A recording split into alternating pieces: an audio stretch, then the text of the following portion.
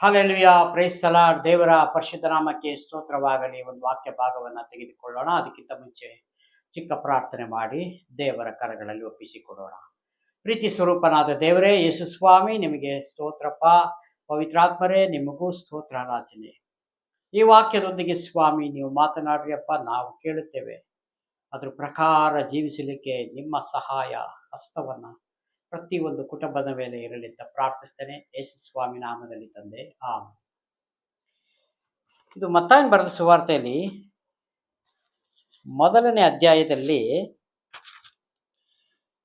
18ನೇ ವಚನವನ್ನ ತೆಗೆದುಕೊಳ್ಳೋಣ. ಇದು ಯೇಸು ಸ್ವಾಮಿ ಜನನವನ್ನ ಕುರಿತು ಇಲ್ಲಿ ನಾವು ತಿಳಿದುಕೊಳ್ಳೋಣ. ಒಂದೆರಡು ವಾಕ್ಯವನ್ನ ಧ್ಯಾನ ಮಾಡೋಣಂತೆ. 18ನೇ ವಚನ ಹೀಗೆ ಹೇಳ್ತದೆ: ಯೇಸು ಕ್ರಿಸ್ತನ ಜನನವು ಹೇಗಾಯಿತು ಎಂದರೆ, ಆತನು ತಾಯಿಯಾದ ಮರಿಯಳು ಯೋಸೇಫನಿಗೆ ನಿಶ್ಚಯ ಮಾಡಿರಲಾಗಿ. ಯೇಸುಸ್ವಾಮಿ ಜನನ ಹೇಗಾಯಿತು ಅಂತೇಳಿ ವಾಕ್ಯದಲ್ಲಿ ನಮಗೆ ತೋರಿಸಿ ಕೊಡ್ತಾ ಇದ್ದಾರೆ. ಹಲ್ಲೆಲೂಯಾ. ಜನನವು ಹೇಗಾಯಿತು ಎಂದರೆ, ಆತನ ತಾಯಿಯಾದ ಮರಿಯಳು ಯೋಸೇಫನಿಗೆ ನಿಶ್ಚಯ ಮಾಡಿರಲಾಗಿ, ಅವರು ಕೂಡುವುದಕ್ಕಿಂತ ಮುಂಚೆ ಆಕೆ ಪವಿತ್ರಾತ್ಮನಿಂದ ಬಸುರಾಗಿದ್ದು. ಹಲ್ಲೆಲೂಯಾ. ನಿಶ್ಚಯ ಆಗಕ್ಕಿಂತ ಮುಂಚೆನೆ ಮರಿಯಳು ಬಸುರಾಗಿದ್ದು. ಅಲ್ಲಿಗೆ ಯೋಸೇಫನ ಈ ಮನಸ್ಸಿನಲ್ಲಿ ಅವನು ತಪ್ಪಾಗಿ ಯೋಚನೆ ಮಾಡ, ಆದ್ರೆ ಅದೆಲ್ಲರೂ ಯೋಚನೆ ಮಾಡುವಂತ ವಿಷಯಗಳೇ. ಮದುವೆ ಆಗೋದಕ್ಕಿಂತ ಮುಂಚೆ ಒಂದು ಸ್ತ್ರೀ ಈ ರೀತಿಯಾಗಿ ಕಂಡು ಬಂದರೆ ಯಾರು ಮದುವೆ ಆಗ್ತಾರೆ? ಪ್ರಿಯನಾದ ದೇವರ ಮಕ್ಕಳೇ, ಇದು ನಾವು ಚೆನ್ನಾಗಿ ತಿಳಿದುಕೊಂಡಿರಬೇಕು. ಯಾಕಂದ್ರೆ ಇಲ್ಲಿ ಹೇಳುತ್ತದೆ, ನಿಶ್ಚಯ ಮಾಡಿರಲಾಗಿ ಅವರು ಕೂಡುವುದಕ್ಕಿಂತ ಮುಂಚೆ ಆಕೆ ಪವಿತ್ರಾತ್ಮನಿಂದ ಬಸುರಾಗಿದ್ದು ತಿಳಿದು ಬಂತು. ಯಾರಿಗೆ? ಯೋಸೇಫನಿಗೆ ತಿಳಿದು ಬಂತು. ಹಲ್ಲೆಲೂಯಾ.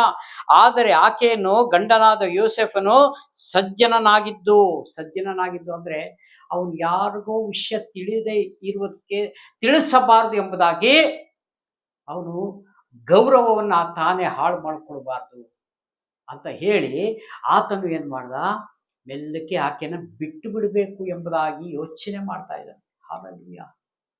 ಈಗಿನ ಕಾಲಘಟ್ಟದಲ್ಲಿ ಆ ರೀತಿ ಯಾರಾದ್ರೂ ಇದ್ರೆ ಏನ್ ಮಾಡ್ತಿದ್ರು ಪ್ರಿಯನಾದ ದೇವರ ಮಕ್ಕಳೇ? ಇವತ್ತೆಲ್ಲ ನಾವು ಟಿವಿ ಮಾಧ್ಯಮದಲ್ಲಿ ನೋಡ್ತಾ ಇದ್ದೇವೆ. ಏನ್ ಮಾಡ್ತಾರೆ? ಅವರು ಜೀವಕ್ಕೆ ಹಾನಿ ಮಾಡುವಂತ ಜನಗಳು ಈ ಕಾಲಘಟ್ಟದಲ್ಲಿ. ಹಲ್ಲೆಲೂಯಾ. ಅಂದ್ರೆ ಬಹಳ ಈ ಪ್ರಪಂಚ ಭಾರಿ ಅಂದ್ರೆ ಮುಂದುವರೆದಿದೆ ಅಂದ್ರೆ ವಿಷಯ, ದೇವರಿಗೆ ವಿರೋಧವಾದ ಕಾರ್ಯಗಳೇ ಪ್ರಾಣನೇ ತೆಗೆಯುವಂತ ಸ್ಥಿತಿಗೆ ಈ ಕಾಲಘಟ್ಟದಲ್ಲಿ ಜನಗಳು ತೀರ್ಮಾನ ಮಾಡ್ಕೊಳ್ತಾರೆ. ಆದ್ರೆ ಅಲ್ಲಿ ಮೆಲ್ಲಕ್ಕೆ ನಾನು ಬಿಟ್ಟು ಬಿಡಬೇಕು ಅಂತ ಆತನಿಗೆ ಆಲೋಚನೆ. ಆದ್ರೆ ಈ ಆಲೋಚನೆ ಸ್ವಂತ ಆಲೋಚನೆಗಿಂತ ದೇವರು ಕೊಟ್ಟಿರುವ ಆಲೋಚನೆ ಆಗಿರ್ತದೆ.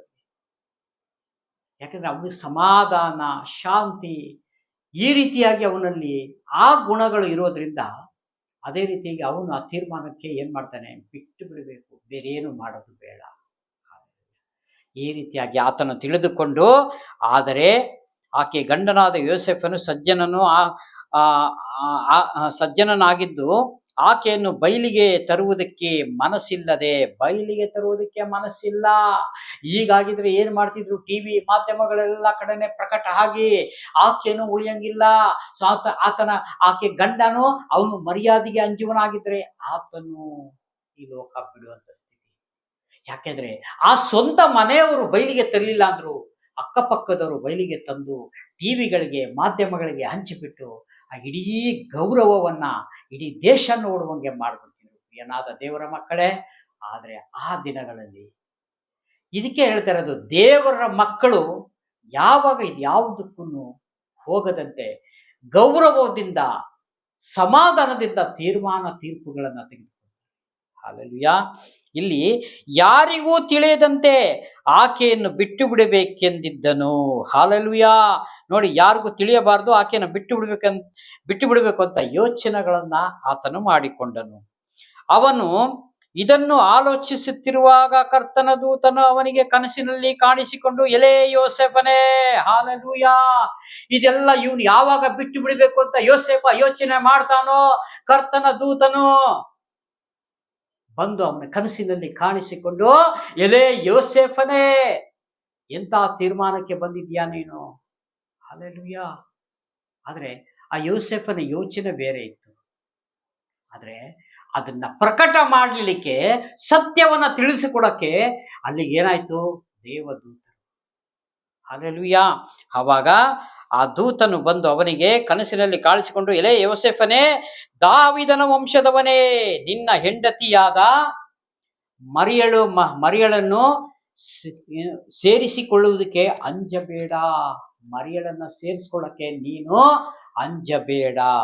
ಆಕೆಯ ಗರ್ಭವು ಪವಿತ್ರಾತ್ಮನಿಂದಲೇ ಆದದ್ದು. ಹಲ್ಲೆಲೂಯಾ. ಆಕೆಯ ಗರ್ಭ ಬೇರೆ ಎಲ್ಲೂ ಇದಿಲ್ಲ. ತಪ್ಪು ಯೋಚನೆಗಳನ್ನ ಮಾಡಬೇಡ ನೀನು. ಆಕೆಯ ಪವಿತ್ರ ಆತ್ಮನಿಂದ ಗರ್ಭವತಿ ಆಗಿದ್ದು.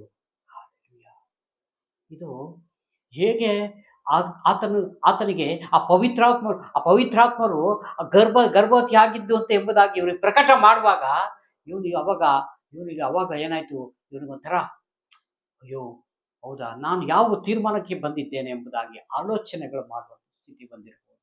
ಹಲ್ಲೆಲೂಯಾ. ಅವಾಗ ಆಕೆಯ ಗರ್ಭವತಿ ಪವಿತ್ರಾತ್ಮದಿಂದ ಆದದ್ದು, ಆಕೆಯ ಒಬ್ಬ ಮಗನನ್ನು ಹಡೆಯುವಳು, ನೀನು ಅವನಿಗೆ ಯೇಸು ಎಂದು ಹೆಸರಿಡಬೇಕು. ಹಲ್ಲೆಲೂಯಾ. ಕೂಸುಟ್ಟುವುದಕ್ಕಿಂತ ಮುಂಚೆ ಹೆಸರನ್ನು ಪರಲೋಕ ನೇಮಕ ಮಾಡಿದೆ. ದೂತನು ಹೇಳುತ್ತಾನೆ, ಒಂದು ಮಗುವನ್ನು ಹೇರುವಳು, ಆತನಿಗೆ ಯೇಸು ಸ್ವಾಮಿ. ನೋಡಿ, ಈ ಲೋಕಕ್ಕೆ ಸಕಲ ಪಾಪಗಳನ್ನು ಹೊತ್ತುಕೊಂಡು ಎಲ್ಲರಿಗೂ ಪಾಪದಿಂದ ಬಿಡಿಸುವುದಕ್ಕೆ ಯೇಸು ಸ್ವಾಮಿ ಮರಿಯಾಳ ಎಂಬ ಆಕೆಯಿಂದ ಯೇಸು ಸ್ವಾಮಿ ಬರುವಂತವರಾಗಿದ್ದಾರೆ. ಪುರುಷ ಸಂಕಲ್ಪ ಇಲ್ಲದೆ. ಹಲ್ಲೆಲೂಯಾ. ಈಗ ಯಾರು ಈ ತರ ಇಲ್ಲಿ ಪ್ರಪಂಚದಲ್ಲಿ ಎಲ್ಲರೂ ಉಂಟೋ? ಪ್ರತಿ ಒಂದು ಆ ಸಂಪರ್ಕ ಇಲ್ಲದೆ ಬರ್ಲಿಕ್ಕೆ ಸಾಧ್ಯವೇ ಇಲ್ಲ. ಪ್ರಿಯನಾದ ದೇವರ ಮಕ್ಕಳೇ, ಅಲ್ಲಿ ಪವಿತ್ರಾತ್ಮನಿಂದ ಗರ್ಭ ಧರಿಸಿದ್ದು, ಒಬ್ಬ ಮಗನನ್ನು ಹೆರುವಿ, ಆತನಿಗೆ ಯೇಸು ಎಂದು ಹೆಸರಿಡಬೇಕು. ಹೇಗೆ ನೋಡಿ, ದೇವರ ಯೋಜನೆ ಹೇಗಾಗಿರ್ತದೆ. ಹಲ್ಲೆಲೂಯಾ.